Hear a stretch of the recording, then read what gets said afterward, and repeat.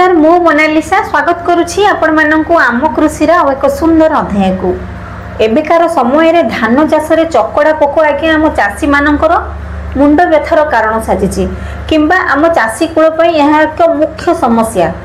किछि चाषी भाई माने तो एही चकड़ा पोक को मारिबा पई सेमाने सेमानक धान चाष जमी रे निया लगाई दियंती किंतु यह करिबा संपूर्ण भूल। जेते बड़ समस्या थिले भी एहार समाधान निश्चित थिबो। तेबे आजिर वीडियो रे हमें आलोचना करिबा किपरि भाबरे हमें अति सरल उपाय रे अति सहज उपाय रे रासायनिक कीटनाशक प्रयोग द्वारा आमे एही चकड़ा पोक को नियंत्रण करि परिबा। आजिर वीडियो रे आलोचना करिबा।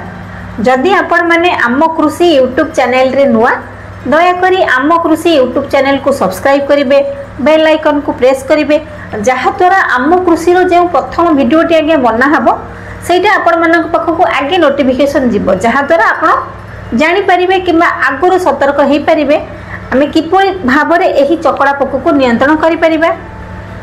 तेबे आसंतु देरी न करी कथा हबा आमे किपरि भाबरे एही चकड़ा पोक को नियंत्रण करि परिबा। साधारणतः धान फसल रे चकड़ा पोकर अटैक सेप्टेम्बर मास ठारू आरंभ हो जाय थाए एवं अक्टोबर मास पर्यंत देखा जाए। एही चकड़ा पोक साधारणतः 20 रु 25 दिन जाए बंची थांती। जदि आम धान फसल रे एही चकड़ा पोक लागि जाई थांती आम धान फसल रो बहुत बड़ क्षति घटिबो। आमे जेतिकी परिमाण रे चाहिथिबा उत्पादन ताहाटो बहुत कम अमल आमे पाइबा।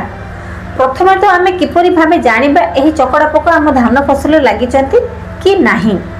प्रथमे हमको देखिबा पई पड़िबो आम धान गछ मूल रे मशा भली छोट छोट पोक लागि नाहंती। तो जदि गोटे रु दुईटे लागि थांती ताहेले चलिबो, किंतु 4 रु 5 किंबा ताठो अधिक पोक जदि लागि थांती ताहेले निश्चित भाबरे एही पोक गुडी को आम धान फसल पई आगु को एक मुख्य समस्या सृष्टि करिवे। तेणु करी हमको यथा शीघ्र एही पोक मानन को नियंत्रण करिया पई पदक्षेप ग्रहण करिया पई पड़िबो। आमे जदि देखिबा आम चाष जमी रे एही चकड़ा पोक लागि छंती सर्वप्रथमे आमको आम चाष जमी रो पानी निष्कासन करिया पई पड़िबो। पानी निष्कासन परे 1 फुट पाही आपण काटिबे। 1 फुट पाही पूर्व पश्चिम करिके आपण पाही काटिबे, जहा द्वारा सूर्यंकर सठिक किरण आम गछ मूल को जाई पड़िबो एवं गछ मूल रे सठिक भाबरे पवन चलाचल हेई परिबो। एहा द्वारा किछि मात्रा रे हम चकड़ा पोक को नियंत्रण करि परिबा। एक उपाय रे मध्य एही चकड़ा पोक को नियंत्रण करि परिबा। सेथिपई आपण को आनिबा पई पड़िबो पायोमेट्रोजिन 50% WG। एहा बहुत भलो काम करिथाय आज्ञा। जेतेबेले आपण एहार स्प्रे करिवे, एहार स्प्रे करिबा द्वारा संगे संगे एहा गछर पत्र मध्य देई संपूर्ण गछ भितर को प्रवेश करिथाय। जेतेबेले चकड़ा पोक गछ मूल रे बसिकी रस शोषी खाई थांती तो संगे संगे एही कीटनाशक सेमानकर मुह को पैरालाइज कर दिए, जहा द्वारा सेमाने रस शोषी खाई पारंती नाही एवं 15 रु 20 मिनिट भितर एही पोक मानकर अंडा देव क्षमता मध्य बंद हो जाए, जहा द्वारा 3-4 दिन पर सेमाने भोकरे मरी जाती। बहुत भलो कीटनाशक आज्ञा पायोमेट्रोजिन आपण व्यवहार करि परिबे एवं चकड़ा रोग को नियंत्रण करि परिबा। आमे जदि चकड़ा पोक पई पायोमेट्रोजिन व्यवहार करूछंती निश्चित भाबरे आमे सफल हेई परिबा। एहा बहुत भलो काम करिथाय आज्ञा चकड़ा पोक पई।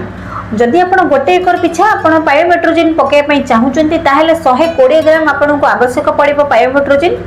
150 लिटर पानी रे आपण 120 ग्राम पायोमेट्रोजिन 15% WG एहार एक द्रवण प्रस्तुत करी आपण आपनको चाष जमी प्रयोग करि परिबे एवं चकड़ा पोक को नियंत्रण करि परिबे। प्रथमे किंतु आपनको आपनको चाष जमी रे पानी को निष्कासन करिया पई पड़िबो एवं पूर्व पश्चिम करी 1 फुट रो पाही काटि देबे, जहा द्वारा कि सूर्य किरण सठिक भाबरे आम चाष जमी को पड़ी परिबो। एहा द्वारा चकड़ा पोक मध्ये नियंत्रण हेई परिबे। जदि आमे पाही काटि देइथिबा हमकु कीटनाशक स्प्रे करिया पई मध्ये सुविधा हबो। आशा करूछि चकड़ा पोक को मारिबा ऊपर ही छोट वीडियोटी आपण माननकु भल लागिथिबो। जदि भल लागिथाय छोट लाइक करिवे, आम कृषि यूट्यूब चैनल को सब्सक्राइब करिवे।